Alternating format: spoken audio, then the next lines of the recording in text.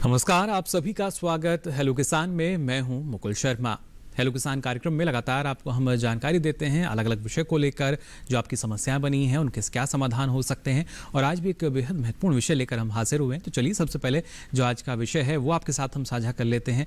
आज हम बात करेंगे कृषि उत्पाद व्यापार और वाणिज्य अधिनियम 2020 के बारे में। हाल ही में जो नए कृषि कानून आए हैं उनमें से ये एक, और कितना फ़ायदा इसके ज़रिए हमारे किसानों को हो सकता है या इसका क्या लाभ उनको मिल पाएगा, इस बारे में आपको जानकारी देंगे। इससे संबंधित आप कोई भी सवाल पूछना चाहते हैं तो आप हमारा टोल फ्री नंबर नोट कर सकते हैं। ये नंबर है 1800113060, साथ ही 1800113061। इन नंबर्स पे आप हमें कॉल कर सकते हैं और आपके सवाल जो हमारे पास आएंगे उनके जवाब देने के लिए दो बेहद ही खास मेहमान हमारे साथ आज स्टूडियो में मौजूद हैं। उनसे भी हम आपका परिचय करा देते हैं। हमारे साथ स्टूडियो में मौजूद हैं डॉक्टर एस.के. सिंह जी। आप उप कृषि विपणन सलाहकार हैं कृषि एवं किसान कल्याण मंत्रालय भारत सरकार में। और साथ ही मौजूद हैं डॉक्टर आकाश सक्सेना जी। आप प्रधान वैज्ञानिक हैं राष्ट्रीय कृषि अर्थशास्त्र नीति अनुसंधान संस्थान पूसा नई दिल्ली से। आप दोनों का बहुत बहुत स्वागत हमारे इस कार्यक्रम में। तो जैसा हमने आपको बताया कि आज जिस कानून को लेकर हम बात करने जा रहे हैं, हम सभी जानते हैं आवश्यकताएं लगातार निकलती आ रही थी किसानों की। हालांकि इसको लेकर विरोधाभास की जो स्थिति है वो भी कहीं ना कहीं नजर आई। लेकिन सबसे महत्वपूर्ण ये है कि किसान जो है इसके जरिए कैसे जुड़ सकता है। जब हम बात करते हैं कि इसको और सरल किया गया है या किसानों के सशक्तिकरण की हम बात करते हैं, उस लिहाज से काफ़ी महत्वपूर्ण होता है। ये हम डॉक्टर सिंह, सबसे पहले आपसे मैं जानना चाहूँगा, जब लगातार हम सभी जानते हैं जो आवश्यकताएं निकलती हैं किसानों की, और ये ज़रूरी कि किसानों की आमदनी को अगर हमें दुगना करना है तो उन्हें और सशक्त हमें बनाना होगा। लेकिन जब जैसे ही कानून आया, आवश्यकता इसकी महसूस की जा रही थी, लेकिन एक शायद जो किसान है उसके जहन में भी ये सवाल आता है, मैं इस कानून से कैसे जुड़ूंगा या मुझे इससे क्या लाभ होगा। हाँ, बिल्कुल सही प्रश्न है आपका, क्योंकि हमको पहले ये समझना पड़ेगा कि हमारी मंडी प्रणाली, जो मंडी व्यवस्था थी वो कैसी थी, उसके बाद हम इसको क्यों लाए।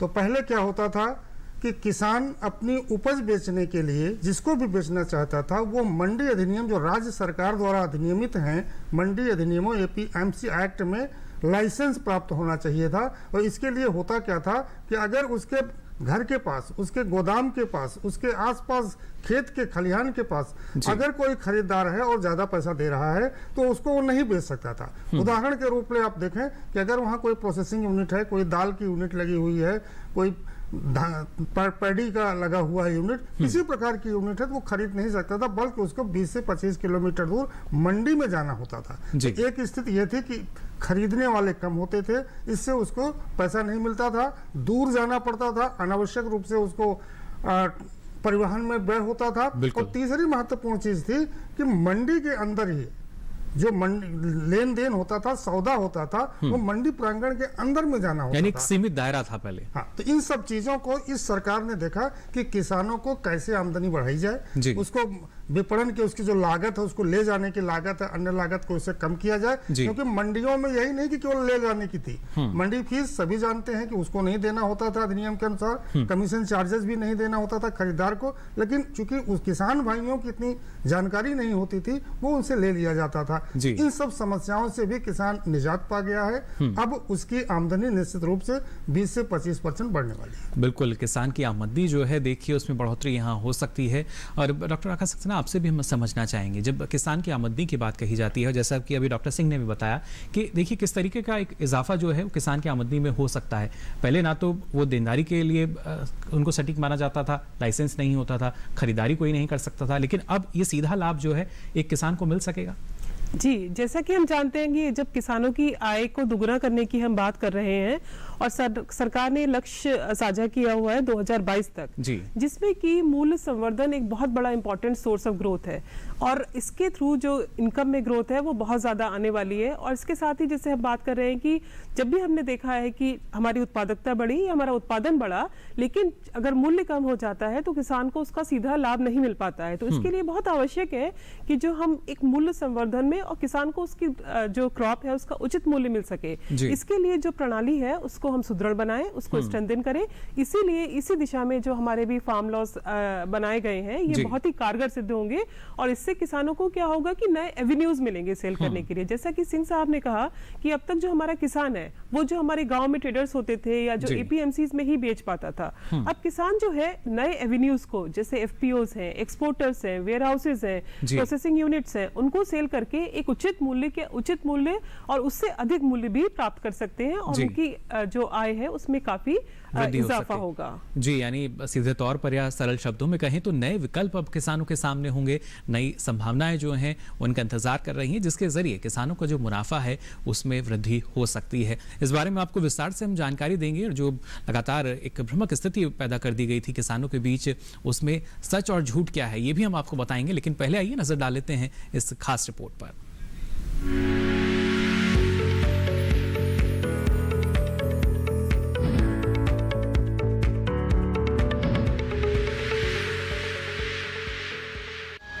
प्रधानमंत्री श्री नरेंद्र मोदी के नेतृत्व में सरकार ने किसानों की आय बढ़ाने और कृषि क्षेत्र के कल्याण के लिए अनेक पहल की है। देश में कृषि सुधार के लिए किसान उपज व्यापार और वाणिज्य अधिनियम भी इन्हीं पहलों में से एक है। इस कानून द्वारा किसानों की समस्याओं का समाधान करने का प्रयास किया गया है। फार्मिंग एग्रीमेंट्स का एक्ट इस तरह से बनाया गया है कि किसान बराबरी पे आके जो बड़े प्रोसेसर्स हैं, बड़े बायर्स हैं, होलसेलर्स हैं, रिटेलर्स हैं, उनके साथ इस तरह से एग्रीमेंट करें कि उनको पूरी तरह से सुरक्षा हो और उनका सशक्तिकरण हो। ऐसा नहीं हो कि किसान कमज़ोर रह जाए और किसी बड़े व्यक्ति से एग्रीमेंट करने से उसको नुकसान हो। इसीलिए कानून की आवश्यकता थी और उसकी आवश्यकता इस कानून से पूरी की गई है। अगर इस कानून का नाम आप देखेंगे तो ये नाम भी इस तरह से है कि farmers protection and empowerment act, जिसमें फार्मिंग एग्रीमेंट्स और फार्म सर्विसेज के लिए जो एग्रीमेंट्स हैं उनको इंक्लूड किया गया है। जब हम एम्पावरमेंट और प्रोटेक्शन की बात करते हैं, इसका मतलब एक्ट इस तरह से उसकी धारणा है, उसकी अवधारणा है कि किसानों का सशक्तिकरण हो, किसानों को सुरक्षा मिले और किसान निडर होके एग्रीमेंट्स कर सकें। और इन एग्रीमेंट्स के माध्यम से आप देखते हैं कि बहुत बार जब किसान फसल को उगाते हैं, फसल तो बहुत बम्पर हो जाती है पर उसकी कीमतें गिर जाती हैं। तो किसान को जो पैसा मिलना चाहिए, जो लाभ मिलना चाहिए, वो किसान को नहीं हो पाता। किसी वर्ष हो जाता है, किसी वर्ष नहीं हो पाता। इस तरह की जो विडंबनाएं हैं उनको दूर करने के लिए ये एक्ट के प्रावधान किए गए हैं। किसान उपज व्यापार और वाणिज्य अधिनियम में किसानों के लिए व्यापार की बंदिशों को हटाया गया है।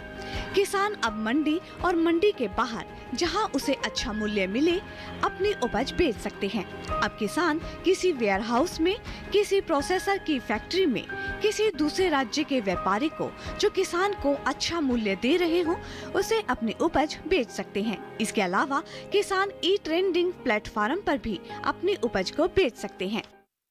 अब इस एक्ट के अंतर्गत किसान अपनी फसल को बुआई करने से पहले ही एक एग्रीमेंट के माध्यम से उसको एक निर्धारित कीमत पर बेचने का एग्रीमेंट कर सकता है, जिससे उसको प्राइस की एश्योरेंस मिलेगी, उसका रिस्क खत्म होगा, उसको जोखिम से मुक्ति मिलेगी और इस प्रकार की नई फसलें वो उगा सकेगा जिसका उसको पहले जानकारी नहीं थी।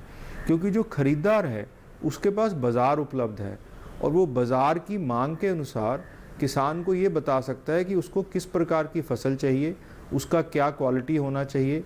उस फसल को उगाने के लिए कोई अगर नया तरह का बीज है, किसी प्रकार के इनपुट्स हैं, कोई नई तकनीक है, वो खरीदार किसान को उपलब्ध करा सकता है। और इन फार्म सर्विसेज को लेके किसान एक अच्छी उपज उगा सकते हैं, उसकी अच्छी कीमत प्राप्त कर सकते हैं और कीमत के उतार चढ़ाव से बच सकते हैं। किसान उपज व्यापार और वाणिज्य अधिनियम के माध्यम से एक इकोसिस्टम तैयार होगा। इस अधिनियम में किसानों के हितों की रक्षा के लिए पर्याप्त व्यवस्था का प्रावधान है। भुगतान सुनिश्चित करने के लिए प्रावधान है कि देय भुगतान राशि के उल्लेख सहित डिलीवरी रसीद उसी दिन किसानों को दी जाए। कुल मिलाकर अब खेती करना और भी लाभदायक होगा। निवेश बढ़ने से जो अनाज पहले खराब हो जाता था अब नहीं होगा उपभोक्ताओं को भी किसान से सीधे उत्पाद खरीदने की आजादी मिली है। कोई टैक्स ना लगने से किसान को ज्यादा दाम मिलेगा और उपभोक्ता को भी कम कीमत पर वस्तुएं मिलेंगी।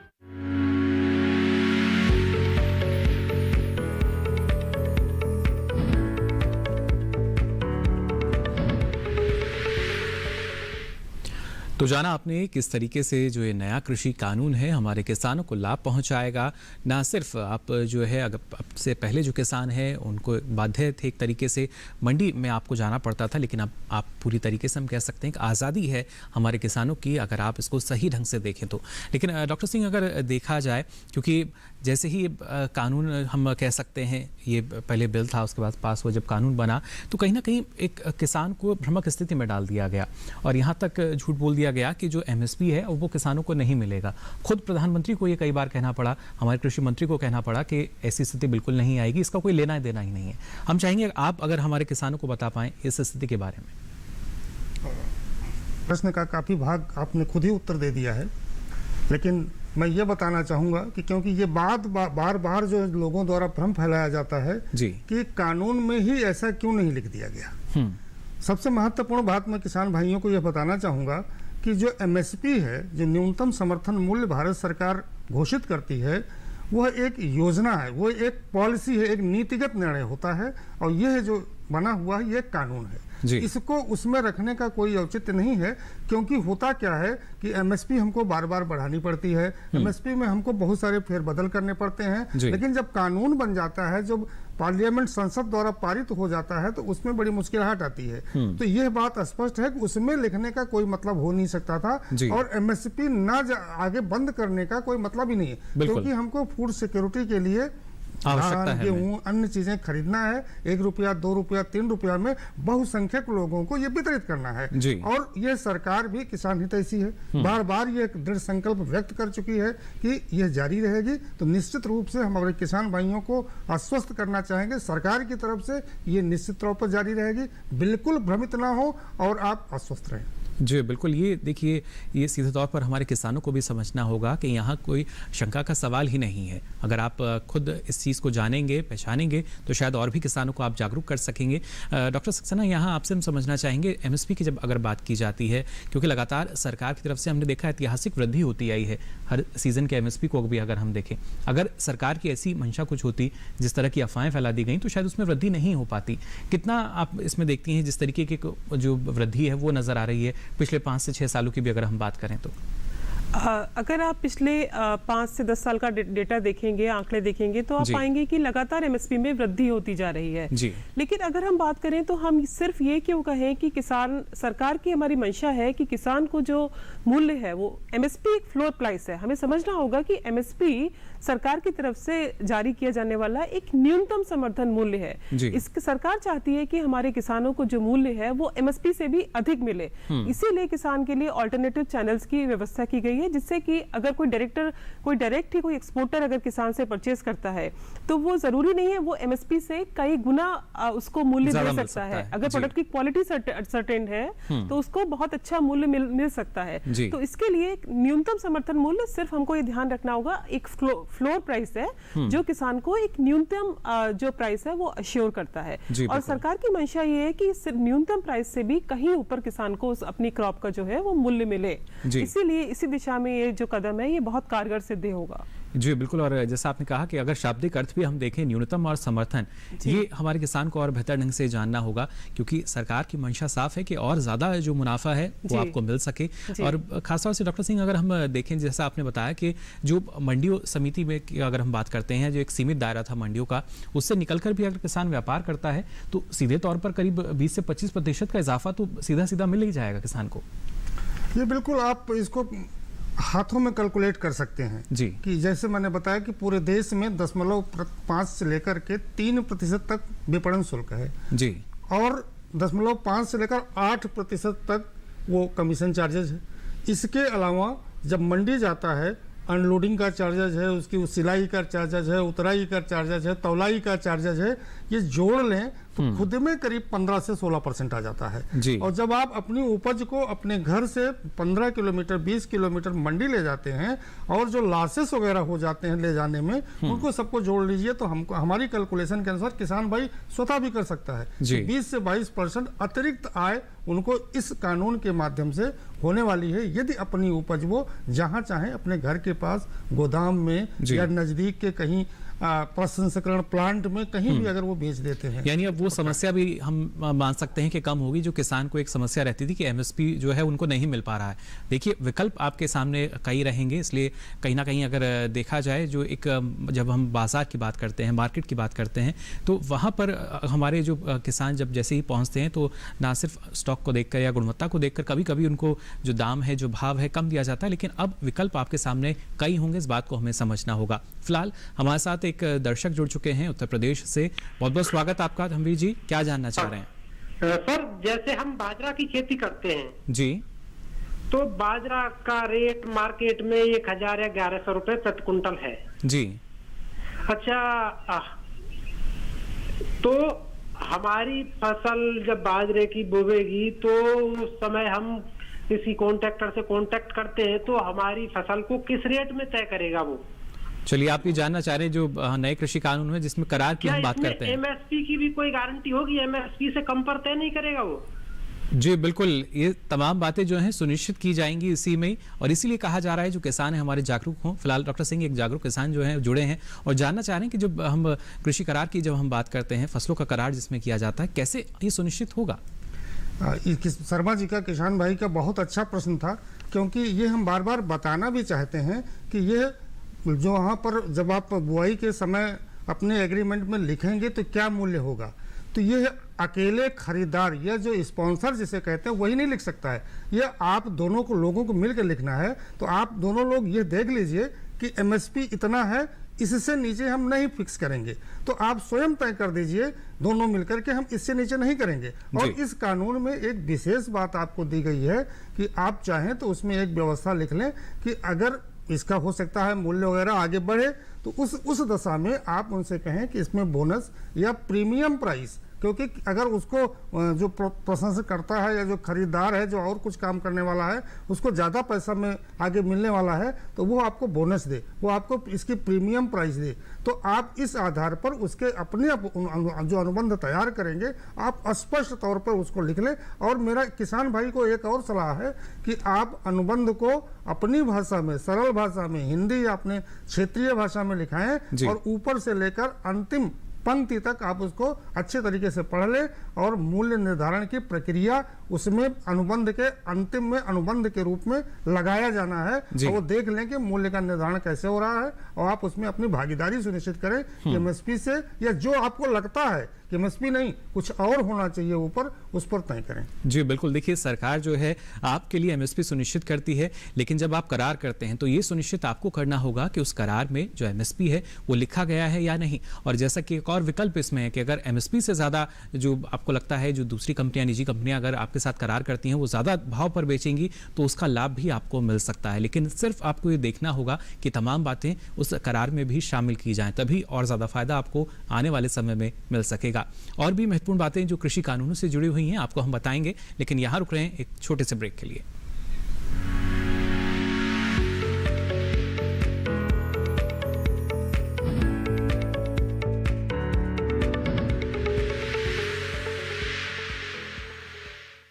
अरे भाई सुना नहीं क्या, केसीसी ने किसानों का जिंदगी बदल दिया है। देश के छोटे किसान 1,60,000 रुपए तक का कर्ज बिना किसी गारंटी को ले पाएंगे। ब्याज खोरों से भी पीछा छुटा। मैं तो जैविक खेती का पूरा सामान मंगा लिया, केसीसी का भी कोई दबाव नहीं है। ब्याज चुकाने के लिए पूरा 1 साल मिलता है। समय पर भुगतान करने पर केवल 4% के सालाना ब्याज पे लोन मिल गया मुझे। अपना आधार कार्ड, लेटेस्ट फोटो और जमीन के कागजात लेके अप्लाई करो बस। और नामांकन भरने के लिए जेब भी ढीली नहीं करनी पड़ी।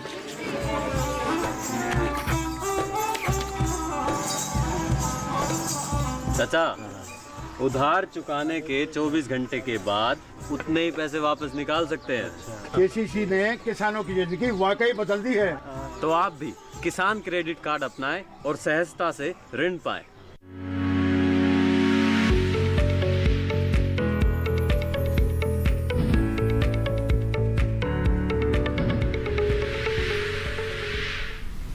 ब्रेक के बाद आप सभी का एक बार फिर स्वागत हेलो किसान में। आज लगातार आपको हम जानकारी दे रहे हैं कृषि उपज व्यापार और वाणिज्य अधिनियम 2020 के बारे में। नया हमारा जो कृषि कानून है किस तरीके से आपको और ज़्यादा सुविधाएं दे सकता है, आपको सशक्त कर सकता है और आपका जो अधिकार हैं वो आपको समझने होंगे। फिलहाल हमारे साथ एक दर्शक जुड़ चुके हैं मध्य प्रदेश सागर से।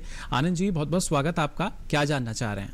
सर मैं ये जानकारी जानना चाहता हूँ, जैसे मेरे यहाँ पे गेहूँ और चने की फसल बोई जाती है। जी सर, तो उसमें मैं ये जानना चाहता हूँ, जैसे पहले समर्थन मूल्य घोषित किया जाता है सरकार की तौर से। जी तो इस नए कानून के द्वारा क्या प्रावधान रहेगा, इसकी जानकारी जानना चाहते हैं। बिल्कुल आनंद जी, देखिए यही लगातार अगर देखा जाए डॉक्टर सिंह, क्योंकि किसान यही पशु पेश में रहता है कि एमएसपी और जो नए कानून हैं आपस में मिले हुए हैं। तो मैं चाहूँगा आप और विस्तार से इनको जानकारी दें इस बारे में। आनंद जी, आप बिल्कुल आश्वस्त रहें कि एमएसपी, जिसे आप न्यूनतम समर्थन मूल्य कहते हैं, जैसे घोषणा की जाती थी वैसे ही घोषणा की जाएगी, जैसे खरीदारी की जाती थी वैसे ही खरीदारी की जाएगी।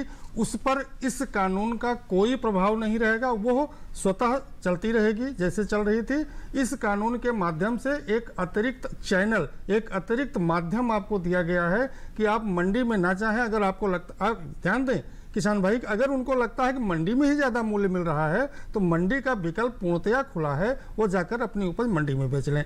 उनको लगता है नहीं, मंडी के बाहर जो हम लोग ट्रेड एरिया बोल रहे हैं, मंडी बाउंड्री के बाहर, वहाँ जो कोई भी खरीदार हो और खरीदने के लिए कुछ नहीं है, एक पैन कार्ड उसके पास होना चाहिए। आप ये किसान भाई को मैं एक सलाह देता हूँ, जब आप जाएं, जब ऐसी बिक्री करें तो सुनिश्चित कर लें कि वो जो है आपको आप भुगतान ले लें, तुरंत भुगतान ले लें। अगर 3 दिन की बात आती, वो कोई कारण बताता है कि नहीं हम इन कारण से नहीं कर पा रहे हैं, तो उस केस में आप उसको रसीद अवश्य ले लें। रसीद पर स्पष्ट लिखा हो आपका पता, उसका पता, क्या चीज़, क्या उपज आपसे, क्या कमोडिटी खरीदा है, कितने मूल्य पे खरीदा है, कितना भुगतान कर दिया है, कितना भुगतान नहीं किया है।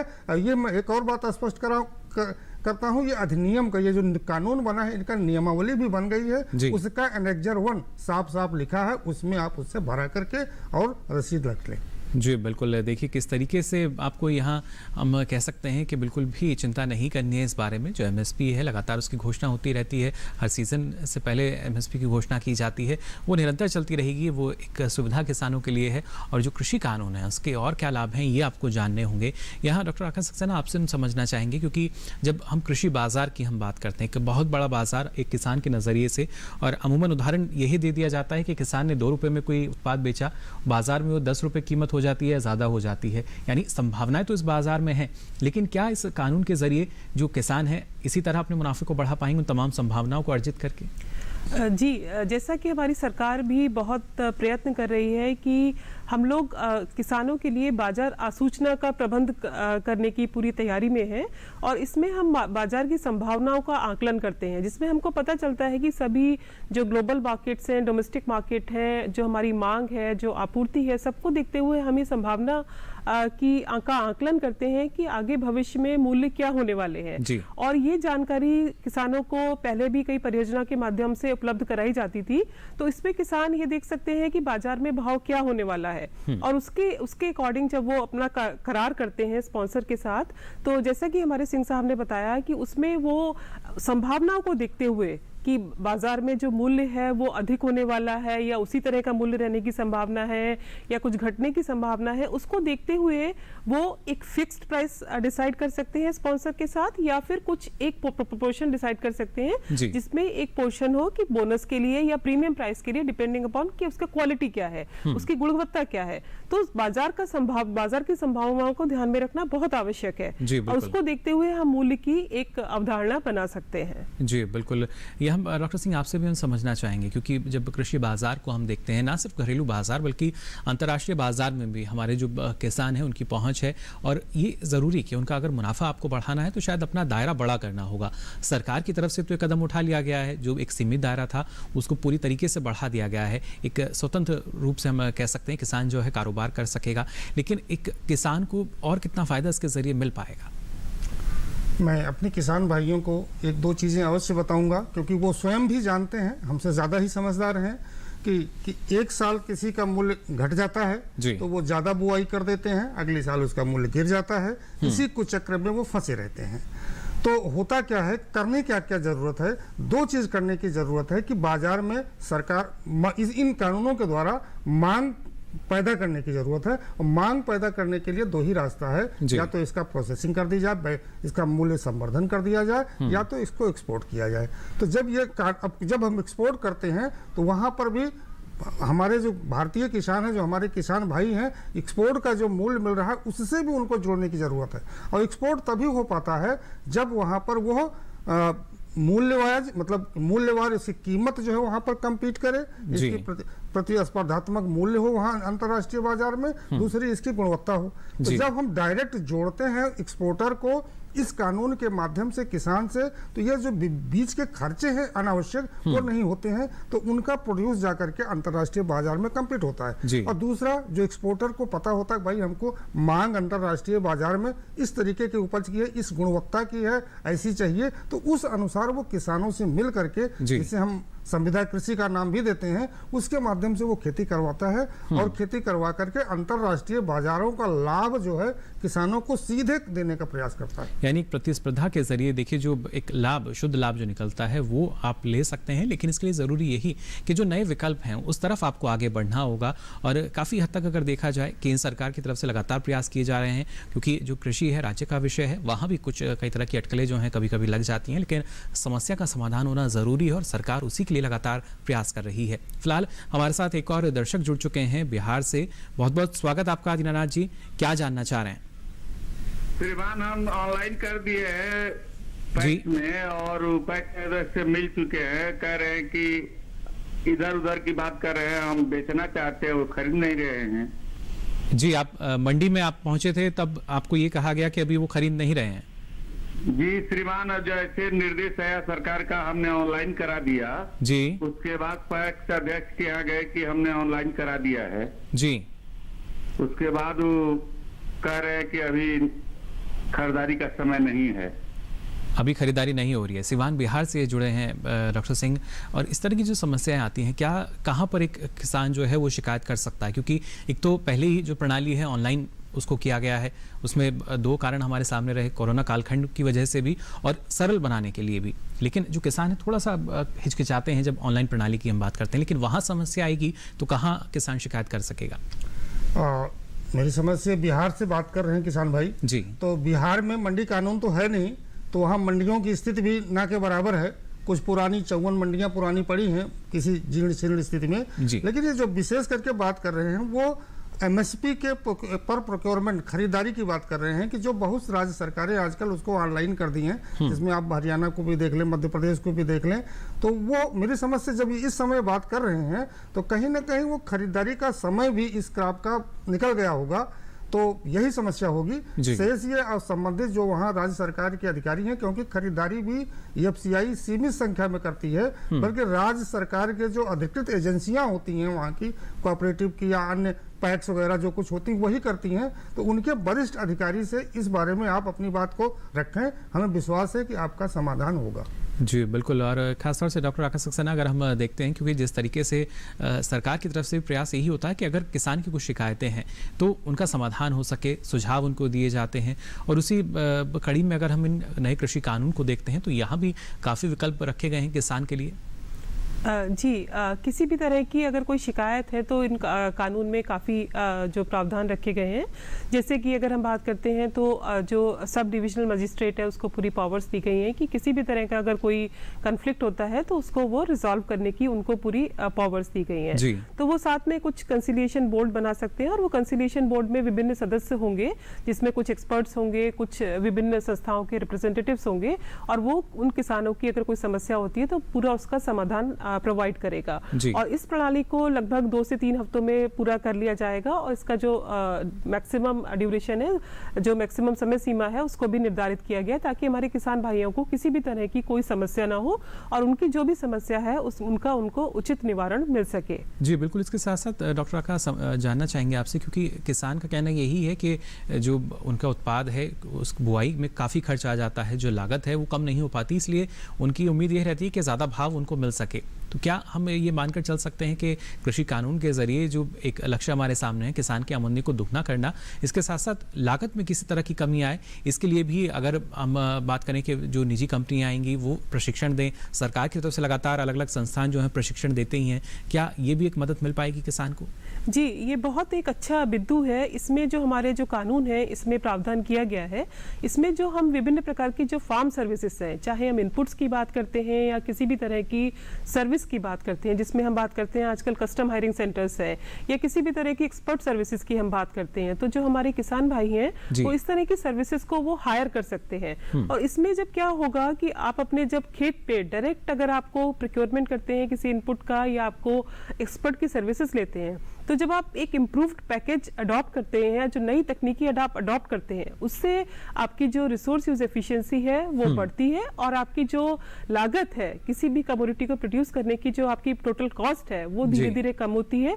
और जब आप टोटल कॉस्ट कम होती है तो जो वो ऑब्वियस है कि आपका जो नेट रिटर्न्स है या आपकी इनकम है वो बढ़ेगी over a period of time. जी बिल्कुल। देखिए, इसको हमें समझना होगा, हालांकि कभी कभी किसान के लिए कठिन हो जाता है कि जिसके पीछे की जो आर्थिकी है या जो उसका अर्थशास्त्र है उसको हम सही ढंग से समझे, लेकिन ये कैसे सरल हो सकता है इसके लिए लगातार सरकार प्रयास कर रही है। फिलहाल हमारे साथ एक और दर्शक जुड़ चुके हैं जयपुर राजस्थान से। मनोहर जी, बहुत बहुत स्वागत आपका हेलो किसान में। क्या जानना चाह रहे हैं? हेलो। हाँ जी, नमस्कार सर। नमस्कार मनोहर जी, सवाल पूछ सकते हैं आप। सवाल यही है हमारे भाई, एक तो हम ई पोर्टल से कैसे जुड़ सकते हैं? जी, ये आप जानना चाह रहे हैं कैसे जो ऑनलाइन ट्रेडिंग की बात की जा रही है, ई-नैम की बात की जा रही है, कैसे किसान इससे जुड़ेगा? जी, और हमारे पास फार्मे टाइप में कैसे कंपनी से कहाँ हमारे को इसको कांटेक्ट करना पड़ेगा, कहाँ हमारे इसमें हम इसका संशोधन कर सकते हैं?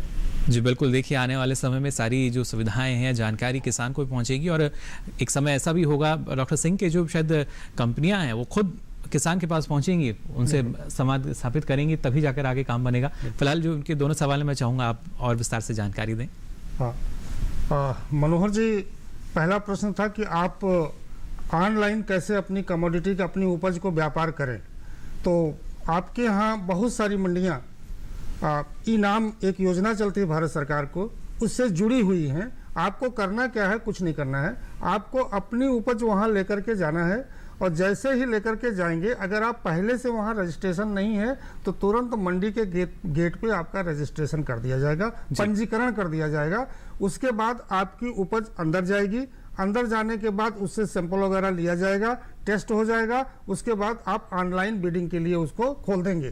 तो जितने लोग होंगे, चाहे प्रदेश के या प्रदेश के बाहर, उसकी बोली लगाएंगे और बोली लगाने के बाद आपकी उपज बिक जाएगी। और ध्यान रखिए, अगर आपको लगता है कि जो उपज में फाइनल हुआ, जिस मूल्य पर तय हुआ है, वो आपको नहीं पसंद है, आप नहीं बेचना चाहते हैं, तो आपके मोबाइल पर अलर्ट जाएगा कि इतने में हो गया है। अगर आप नियत समय में बता देंगे नहीं हमको नहीं बेचना है, तो जितनी बिड हुई है सब रद्द कर दी जाएगी। और अब चूंकि आप राजस्थान से बात कर रहे हैं, तो राजस्थान में ई-नाम के अलावा भी 6 प्राइवेट सेक्टर की कंपनियों ने भी ई प्लेटफॉर्म का या तो लाइसेंस ले लिया है या तो क्रियान्वित करने जा रहे हैं। तो आप वहां से भी अपनी चीजों को जुड़ सकते हैं। जी बिल्कुल। पार्ट था क्वेश्चन। जी, वो जानना चाह रहे थे कि जो निजी कंपनियां आएंगी कैसे उनकी जानकारी मिलेगी कि वो इनके साथ हम करार कर सकते हैं। तो ये बहुत महत्वपूर्ण चीज है, क्योंकि इसमें 2 चीजों की आवश्यकता है। एक, जो कंपनियां हैं उनको ये भी जानना है कि ये इसका प्रोड्यूस क्लस्टर कहाँ कहाँ पर है। प्रोड्यूस क्लस्टर का मतलब कि मान लीजिए टमाटर है, बैगन है या आपका ज्वार है, बाजरा है, किस इलाके में होता है। और दूसरा, आपको किसान भाइयों को जरूरत है एक समूह बनाने की, और समूह बना के कौन स्पॉन्सर या खरीदार लोग हैं वो जोड़ने की। तो उससे सरकार भी इस पर प्रयासरत है कि एक ऐसा सिस्टम इंटरफेस बनाएगी ताकि आपको भटकने की जरूरत नहीं है। कंपनियों को अपने आप पता चल जाएगा कि ये क्लस्टर्स यहाँ पर है, वो आपसे खुद ही जाकर के अप्रोच करेंगे, आपसे खुद ही मिलेंगे कि हमको आपके साथ कॉन्ट्रैक्ट फार्मिंग करना है, क्योंकि उनकी भी जरूरत है। बिल्कुल, ये भी उनकी भी है जी। ये हमारे किसानों को भी समझना होगा कि जो आवश्यकता है सिर्फ आपकी नहीं है, बल्कि आवश्यकता उस खरीदार की भी है, और उसके लिए आपको परेशान नहीं होना होगा, भटकना नहीं होगा। यहाँ पर थोड़ा सा इंतजार आपको जरूर करना होगा, क्योंकि फिलहाल हेलो किसान में वक्त चला एक और छोटे से ब्रेक का। आप बने रहिए दूरदर्शन किसान पर।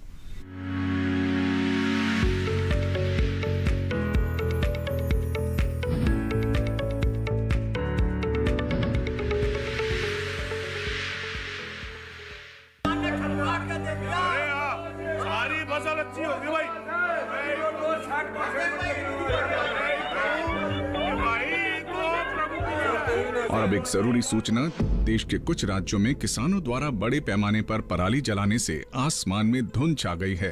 लाखों लोगों को सांस लेने में तकलीफ हो रही है।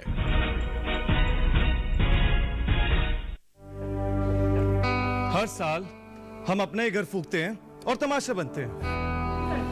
ना, मैं ना मानता। ये काम तो बरसों से होता आ रहा है, अब ऐसा क्या नया आ गया? जे देख लो हमारे रतन काका, पिछले साल की पराली जलाने से जो इनकी खांसी उठी थी, जे अब तक चल रही है। और तो और हमारे सोना उगलने वाली धरती भी बंजर पड़ रही है। बेटा, तुम्हारी बात मान भी ले, पर एक बात बताओ कि पराली को ठिकाने लगाने में भी तो लागत आती है, और ये आग जलाने से ये काम आसानी से हो जाता है। काका, जे बात ना रही, हम कह रहे हैं। देखो, मेरे पास कुछ मशीनों की तस्वीरें भी हैं, मैं तुम्हें दिखाता हूं। जे देखो, जे है हैप्पी सीडर, जे है मल्चर, जे है जीरो टिल ड्रिल, जे है स्ट्रॉ चॉपर, जे है रिवर्सिबल मोल्ड बोर्ड प्लॉ, और जे है रोटावेटर। ये सारी मशीनें अब अनुदान पे मिल रही है, और तो और कस्टम हायरिंग केंद्र लगाने पर सरकार से 80% का अनुदान भी मिलेगा। और ये संकल्प हमारे प्रधानमंत्री जी का है कि अब पराली कोई न जलाए और आधुनिक मशीनों का इस्तेमाल कर पराली खेत में मिलाएं और मिट्टी की गुणवत्ता को बढ़ाएं।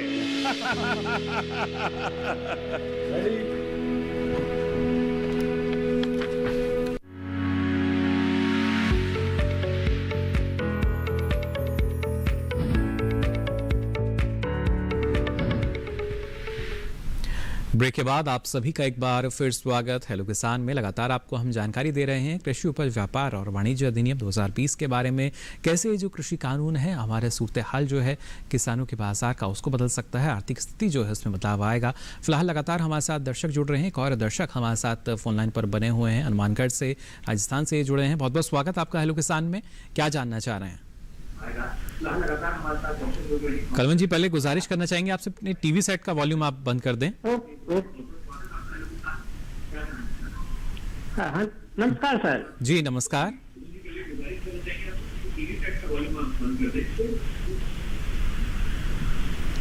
हाँ नमस्कार सर। जी नमस्कार, सवाल पूछ सकते हैं आप। मैं ये पूछना चाहता हूँ, जो आड़ती है अभी मंडी में जी, और जिसको बिचौलिए कहते हैं, या जो कंपनी अभी बीच में, इन दोनों में क्या फर्क है?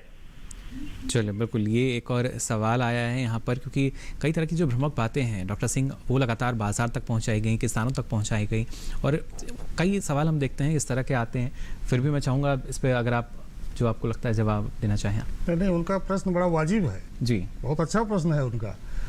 आप कंपनियां जिसे आप खरीदार कह रहे हैं साहब, तो शर्मा जी, कंपनियां मतलब खरीदार, बिचौलिया कुछ नहीं। वो आपसे, जैसे व्यापारी होता है मंडी में, तो मंडी में व्यापारी खरीदार और आपके बीच में कमीशन एजेंट होता है। हाँ, मंडी कानूनों में यह व्यवस्था है कि आप चाहें तो बिचौलिया रखें या ना रखें, लेकिन वो ऐसा इतने गहराई तक घुस गए हैं तंत्र में कि आपको रखना ही पड़ता है जी। तो बिचौलिए जो होते हैं, आप दोनों को मिलाने, मतलब खरीदार को और किसान को दोनों मिलाने के लिए एक कमीशन लेते हैं, जो कि 0.5 से लेकर के आप क्या नाम के 8% कमोडिटी के अनुसार और राज्यवार अलग अलग होता है। लेकिन जो कंपनियां जिसे खरीदार कह रहे हैं वो खरीदते हैं, जितने भाव तय होता है, सौदा होता है, उसका वो भुगतान कर देते हैं, उस पेमेंट के अलावा वो कुछ नहीं लेते हैं। जी बिल्कुल, यानी एक माध्यम आपके पास एक सुविधा होगी, और दूसरा जैसा डॉक्टर सिंह आपने बताया कि जो बिचौलिए हैं किस तरह की भूमिका वो निभाते हैं। और खासतौर से अगर देखा जाए, क्योंकि जो दूसरा विकल्प है अगर किसानों को वो सही लगता है तो उसको भी बंद नहीं किया गया है। बिल्कुल जी, तो देखिए यहाँ पर कई ऐसी बातें हैं जिनका ध्यान आपको देना होगा। यहाँ डॉक्टर आका आपसे समझना चाहेंगे, जब हम बात करते हैं अंतर्राष्ट्रीय बाजार की, या एक किसान को बेहतर भाव जो है वो अंतर्राष्ट्रीय बाजार में मिलते हैं, निर्यात की अगर हम बात करते हैं, सरकार की तरफ से लगातार प्रयास किए जा रहे हैं, एफिडा संस्था जो है उसकी तरफ से भी हम देखते हैं समय समय पर प्रशिक्षण जो है वो आयोजित किए जाते हैं। कैसे किसान जो है अपनी आय में वृद्धि कर सकता है, और जो उसके लिए एक बाजार है वो सिर्फ घरेलू बाजार नहीं बल्कि अंतर्राष्ट्रीय बाजार में भी वो पहुँच सकता है? जी, इसका जो अभी हमारे पीछे जो हमारे एक कॉलर ने प्रश्न पूछा था, मैं इसको उससे लिंक करके थोड़ा सा बताना चाहूँगी। जब हम बात करते हैं किसी भी कंपनी की, जब वो किसान से जुड़ती है तो वो सिर्फ एक खरीदारी ही नहीं करती, वो उसको एक complete package of practice provide करती है। साथ में वो नई तकनीकी भी देती है, उसको सर्विसेज भी प्रोवाइड करती है, खरीदारी भी करती है, और उसको आगे बाजार तक भी पहुँचाती है। और इसको बाजार को वो कंपनी जो है वो चाहे तो अंतर्राष्ट्रीय बाजार से भी जोड़ सकती है। जब हम अंतर्राष्ट्रीय बाजार से मुनाफा प्राप्त करने की बात करते हैं तो गुणवत्ता सबसे इंपॉर्टेंट चीज है जो कि अंतर्राष्ट्रीय बाजार में हमें ध्यान रखना होगा। इसके लिए जरूरी है कि जो कंपनी है वो किसानों के भी कैपेसिटी बिल्डिंग करे, उनमें जागरूकता पैदा करे कि उनको किस तरह की क्वालिटी देनी है, किस तरह की गुणवत्ता देनी है, या अंतर्राष्ट्रीय बाजार में किस तरह की मांग है। जैसा कि जब हम बात करते हैं कि किसानों की आय को दुगना करने का लक्ष्य हमने रखा है, तो इसके लिए हमने जो कृषि निर्यात को भी दोगुना करने की बात की है।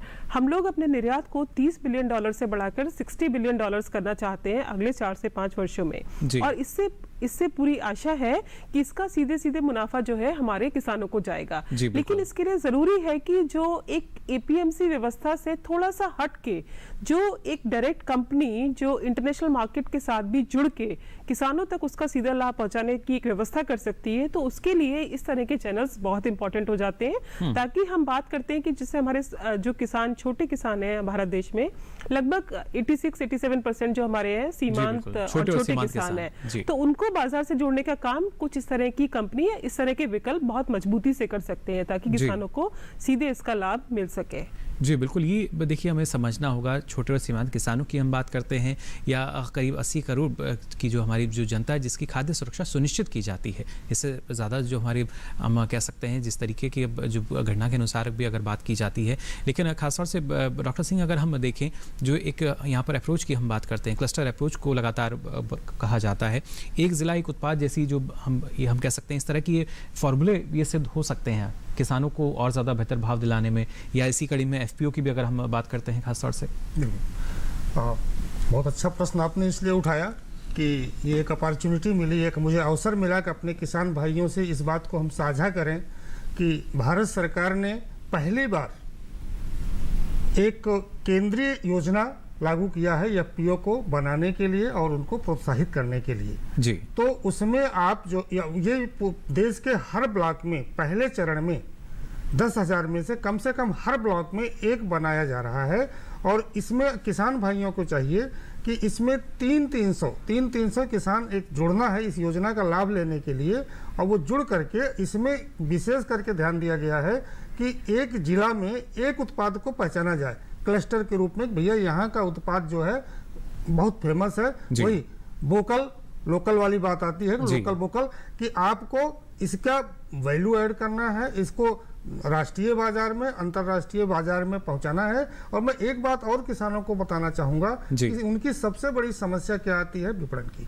पैदावार तो वो कर लेते हैं, लेकिन मार्केट जब आने की बात आती है तो उनके सामने एक समस्या खड़ी हो जाती है। तो इस योजना में जो भारत सरकार ने प्रारंभ किया है, इसमें आपको उसके लिए चिंता नहीं करना है। इसमें एक क्लस्टर बेस्ड बिजनेस ऑर्गेनाइजेशन जो हम एक्सपर्ट ला रहे हैं, जो प्रोफेशनल ला रहे हैं, उनकी जिम्मेदारी होगी कि वो आपके उपज को बाजार व्यवस्था से जोड़ें, खरीदारों को जोड़ें। तो आप अपने एफपीओ बना लीजिए। और बनाने के लिए किसान भाई को मैं एक बार और बताना चाहूँगा कि इसमें आपको कुछ नहीं बनाना है, आपको आगे आना है। शेष इन्हीं सीबीबीओ की जिम्मेदारी है कि वो किसान को मोबिलाइज करेंगे, छोटे छोटे ग्रुप में बनाएंगे, फिर 300 के बड़े ग्रुप में बनाएंगे, फिर आपके लिए बिजनेस प्लान तैयार करेंगे, फिर कानून ये कंपनी एक्ट में या कोऑपरेटिव सोसाइटी में 2 अधिनियमों में इसको पंजीकृत किया जाना है, वही पंजीकृत कराएंगे, आपको कुछ भी नहीं करना है। और जो बात पहले चली थी, इसमें थोक में सब इनपुट फर्टिलाइजर सीड वगैरह सारे खरीद करके वो प्रयोग करेंगे, लागत भी घटेगी और आमदनी आपकी काफी बढ़ेगी। बिल्कुल, देखिए समूह या संगठन की अगर बात की जाए तो उसमें कितनी शक्ति होती है हम सभी जानते हैं और उसी का फायदा हमारे किसानों को यहाँ लेना होगा। फिलहाल एक और दर्शक हमारे साथ जुड़ चुके हैं बिहार से। बहुत बहुत स्वागत आपका हेलो किसान में। क्या जानना चाह रहे हैं शिवपूजन जी? सर, हम लोग चाहते हैं कि बिहार से हम लोग ऑनलाइन धान के लिए रजिस्टर करवाएंगे। जी, तो आप जो ऑनलाइन ट्रेडिंग है वो करना चाह रहे हैं बिहार से? जी। चलिए, हम लोगों का धान क्यों नहीं दिया जा रहा है, पूछते हैं। बिल्कुल शिवपूजन जी, देखिए जो कृषि है राज्य का भी विषय है और जैसा कि डॉक्टर सिंह ने बताया कि जो बिहार की स्थिति है, लेकिन ऐसी जो समस्याएं किसानों के सामने आती हैं डॉक्टर सिंह, क्या उनके पास भी विकल्प है कि एक राज्य से दूसरे राज्य में अपना उत्पाद बेच सकें? भारत सरकार ने काफ़ी प्रयत्न भी किया इस मामले में कि वहाँ मंडियाँ नहीं है, मंडी कानून नहीं है, उसके बावजूद जो भी मंडियाँ 54 मंडियाँ वहाँ पर किसी भी हालत में चल रही हैं, उसी को भी हम मंडी कानून से इसमें ई नाम से अपनी ई ट्रेडिंग से जोड़ दें। तो राज्य सरकार भी उस पर काफ़ी आगे बढ़ी है कि हम जोड़ेंगे। तो ये बात अभी चल रही है कि हम ऑनलाइन कर देंगे वहाँ की जो 54 मंडियाँ हैं, तो आप लोगों को ये सुविधा मिल जाएगी कि अपनी उपज जो है ई ट्रेडिंग के माध्यम से ऑनलाइन कहीं भी बेच सकते हैं। और एक बात और मैं बताना चाहूँगा कि अब चूंकि नया कानून आ गया है, खैर आपके यहाँ ये समस्या पहले भी नहीं थी कि वहाँ तो कानून ही नहीं था, तो अब हो सकता है कि बहुत सारे प्राइवेट लोग आएँ और ई ट्रेडिंग प्लेटफॉर्म बनाएं। वो ऐसा नहीं, क्योंकि ये ई ट्रेडिंग प्लेटफॉर्म बहुराज्यीय होता है, कई राज्यों में होता है, तो यूपी में आपके यहाँ और प्रदेशों में करें तो आप जो है इसका लाभ बहुत जल्दी पाना शुरू हो जाएंगे। जी बिल्कुल, बहुराज्यीय अंतर्राज्यीय भी देखिए जो कंपनियां हैं वो अलग अलग गांव तक पहुंच रही हैं और कोशिश यही कि ना सिर्फ किसान को फायदा मिल सके बल्कि बतौर उपभोक्ता भी अगर देखें, क्योंकि जो किसान है हमारा उत्पादक भी है और उपभोक्ता भी है, तो उस नज़रिए से भी उनको फायदा मिल सके। फिलहाल यहाँ पर हेलो किसान में हम रुक रहे हैं एक छोटे से ब्रेक के लिए, जल्द हाजिर होंगे। आप बने रहिए दूरदर्शन किसान पर।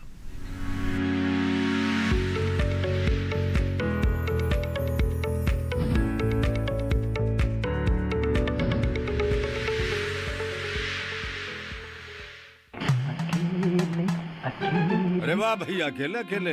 अरे तू भी ले, पर खाएगा कैसे? मैं ऑर्गेनिक खेती की बात कर रहा रे बेटे। अकेले अकेले खेती कब तक करेगा? मतलब गांव में 20-25 किसानों का समूह बना के पंजीकरण करवा ले, फिर सरकारी ट्रेनिंग भी मिलेगी और मुफ्त जैविक बीज खाद भी। फिर बीजीएस ऑर्गेनिक की सरकारी मोहर के साथ तेरी उपज आकर्षक पैक में पहुंचेगी बड़े बाजार तक। अच्छा? हाँ। अरे भाई कहाँ चल दिया? सबको साथ लाने, आमदनी बढ़ाने। तो किसान भाई समझ गए ना, साथ मिलकर ऑर्गेनिक खेती कीजिए, अपनी परंपरा को आगे बढ़ाइए, ज्यादा मुनाफा कमाइए। माटी से प्रेम की परंपरा है परंपरागत खेती।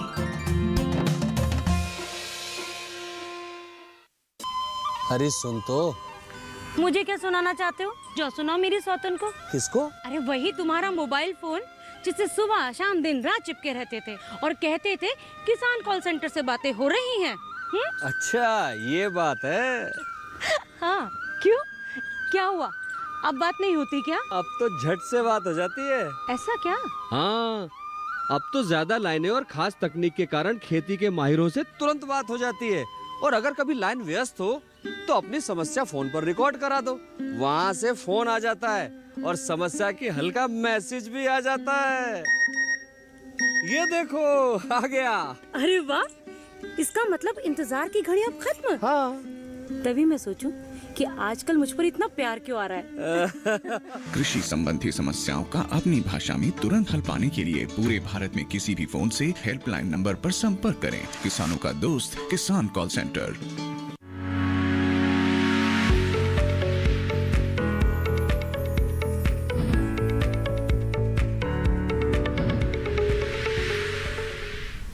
तो ब्रेक के बाद आप सभी का एक बार फिर स्वागत। हेलो किसान में लगातार कृषि कानून पर आपको हम जानकारी दे रहे हैं और हमारे साथ दर्शक जुड़ रहे हैं अलग अलग राज्यों से इस जानकारी को और बेहतर ढंग से जानने के लिए।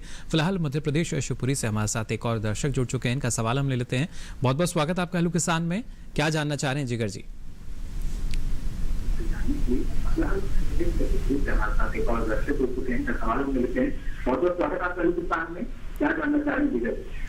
हेलो जी, सवाल पूछ सकते हैं आप अपना। हेलो, आपसे गुजारिश करना चाहेंगे अपने टीवी सेट का वॉल्यूम आप बंद कर दें। हेलो जी हाँ सर, मैं पूछ रहा हूँ कि इस कानून से मंडी बंद हो जाएगी या चालू रहेगी? चलिए, बिल्कुल एक सीधा सवाल डॉक्टर सिंह कि मंडियां बंद हो जाएंगी या चालू रहेंगी? किसान भाइयों को ऐसी शंका क्यों हो रही है? मंडियां क्यों बंद होंगी? मंडियां तो चलती रहेंगी और चलती ही नहीं रहेंगी।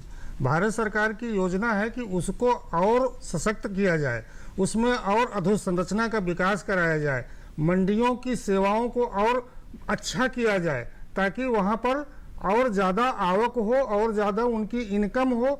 जब उनकी इनकम होगी, जो मंडी फीस के रूप में हुआ करती है, तो और प्रतिस्पर्धा करेंगी। और एक महत्वपूर्ण बात यह है कि पहले क्या होता था कि मंडी ही है, अभी तो एक और हो गया चैनल ना।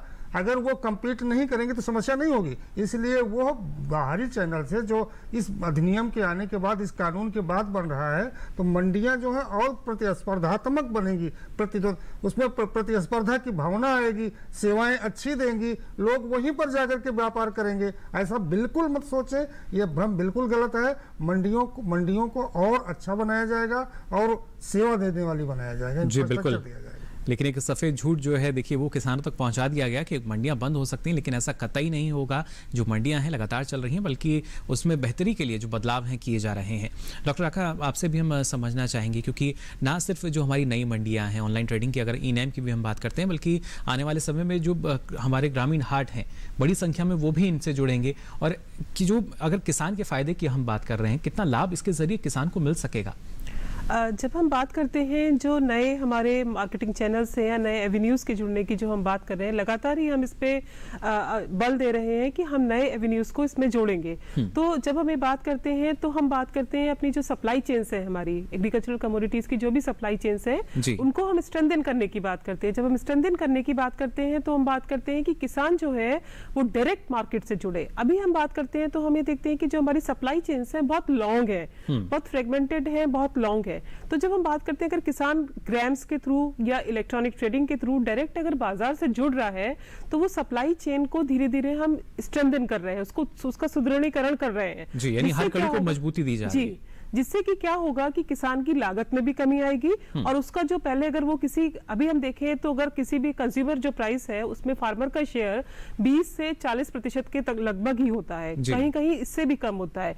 तो अगर हम उसका फार्मर का शेयर कंज्यूमर रूपी में बढ़ा सकें, ये हमारा इन कानूनों का एक बहुत बड़ा उद्देश्य हम पूरा कर पाएंगे, जिससे किसानों की आय में भी वृद्धि होगी और हम अपनी सप्लाई चेन्स को भी सुदृढ़ कर पाएंगे, जिससे उसका लाभ ना तो सिर्फ किसान को ही नहीं होगा और हमारी पूरी चेन्स बढ़ेंगी तो कंज्यूमर तक भी उसका लाभ पहुंचेगा। जी बिल्कुल, सीधा लाभ जो है देखिए हर किसी को मिल सकेगा।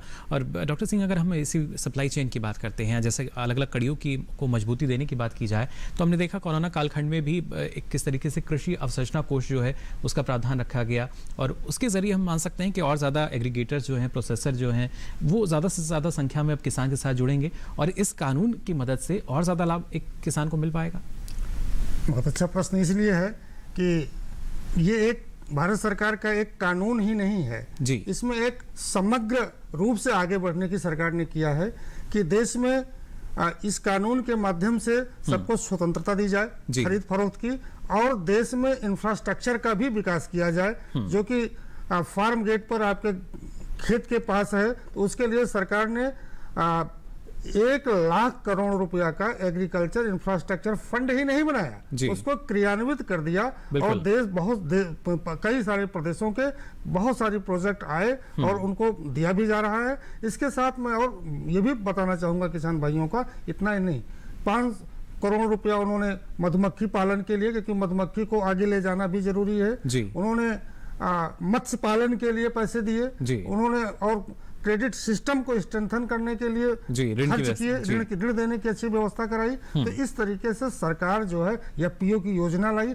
समग्र रूप से कृषि और किसान को विकसित करना चाहती है, समृद्धशाली करना चाहती है। किसान को थोड़ा इंतजार करने की जरूरत है, निश्चित रूप से वो एक इस इकोनॉमी का एक अहम पार्ट होगा। जी बिल्कुल, एक महत्वपूर्ण योगदान देखिए लगातार अभी तक रहा है जो हमारे अन्नदाता हैं उनका, और खासतौर से डॉक्टर आकाश सक्सेना, कृषि सुधार की जब हम बात करते हैं तो ये तमाम आयाम है शायद, या कड़ी दर कड़ी हम कह सकते हैं, कड़ी से दूसरी कड़ी अब मिल रही है, मजबूती उसको दे रही है जिसको जो असली हकदार है किसान है, यानी असली मजबूती जो है वो किसानों को मिल सकेगी।